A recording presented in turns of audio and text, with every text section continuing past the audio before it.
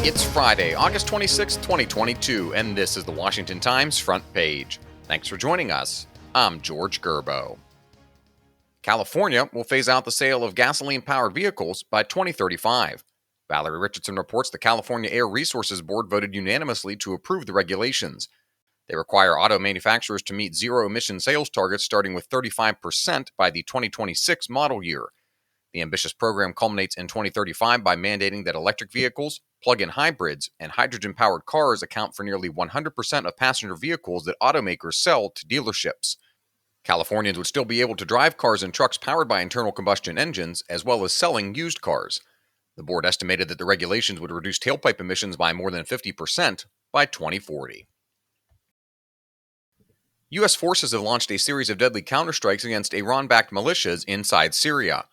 Pentagon correspondent Ben Wolfgang reports officials said the strikes included AH-64 Apache attack helicopters, AC-130 gunships, and M777 artillery. They come just hours after militants fired rockets at 2 U.S. installations in Syria, wounding 3 American service members. The major show of force came with a direct warning from top Pentagon commanders, who made clear the U.S. is prepared for battle against Iran's proxy organizations, wherever they may be. The Defense Department didn't identify the militia groups in question, but analysts said they are almost certainly Kataib Hezbollah and Kataib Saeed al-Shuhada, 2 Iraqi Shiite militias with direct ties to Iran's Islamic Revolutionary Guard Corps. President Biden's student debt relief plan is facing critiques by members of Congress on both sides of the aisle, but Joseph Clark reports the most disheartening criticism came from his moderate Democratic allies. Maine Congressman Jared Golden called the college loan forgiveness out of touch with what the majority of people want for the White House. Missouri Representative Sharice David said, "It's not how I would have addressed the issue." And Ohio Congressman Tim Ryan told the Columbus Dispatch that waiving debt for those already on a trajectory to financial security sends the wrong message. That's in addition to plenty of criticism from Republicans, and Facebook officials say they made a mistake this week when they blocked the House Judiciary Committee's Republicans from posting a criticism of the student loan forgiveness plan. Susan Ferricchio and Tom Howe report committee Republicans posted on Facebook, "If you take out a loan, you pay it back." Facebook initially flagged the post and blocked others from viewing it, saying it violated the platform's community standards. In a statement, Facebook spokesperson Andy Stone said the post doesn't violate company policies and people should not have been prevented from sharing it, adding that the company will fix the issue. You can read all of these stories at WashingtonTimes.com/front page. You can also find our entire lineup of news, commentary, and sports podcasts at WashingtonTimes.com/podcasts.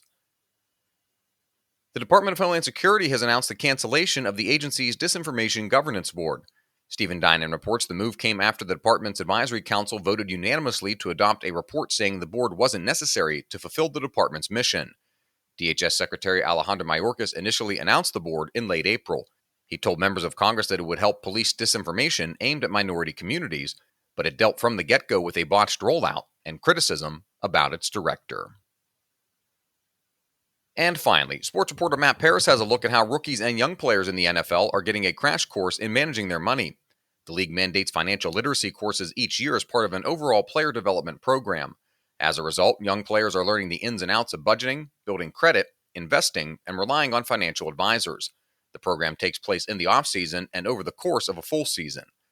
Locally, Washington Commanders Senior Director of Player Development Malcolm Blacken meets with the Commanders' younger players once a week to help them adjust to life in the NFL and beyond. Part of that is teaching financial literacy, which involves 4 classes for rookies and 2 for second and third year players. The average NFL player's career lasts less than 4 years, and the lack of financial certainty underscores a harsh reality about professional sports. Money can disappear quickly.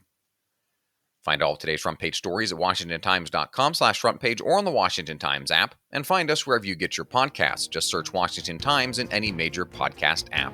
You can also find us on Twitter and Instagram at Wash Times for breaking news, sports, commentary, and more. For the Washington Times, I'm George Gerbo.